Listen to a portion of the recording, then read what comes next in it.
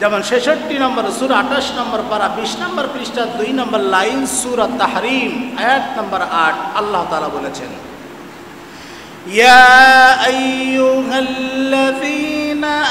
আমানু তুবু ইলাল্লাহি তাওবাতান নাসুহা আসা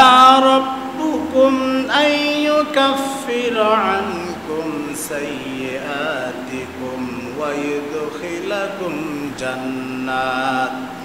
جنات تجري من تحتها الأنهار আল্লাহ রাব্বুল আমিন বলেন, ইয়া আইয়ুহাল্লাযীনা আমানু হে ঈমানদারগণ তুবু ইলাল্লাহি তাওবাতান নাসুহা, যারা নিজের উপর জুলুম করেছো, অন্যায় করেছো, জেনে না জেনে পাপ করেছো, অনেক অপকর্মে লিপ্ত হয়েছ, তারা যদি একনিষ্ঠভাবে খালেস নিয়তে তওবা করে ওই পাপ কাজ থেকে ফিরে আসে,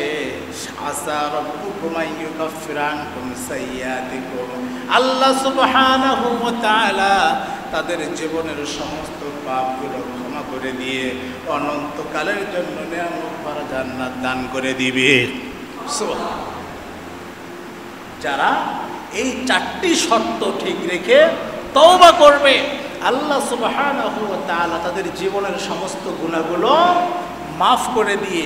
অনন্তকালের জন্য নিয়ামত ভরা জান্নাত দান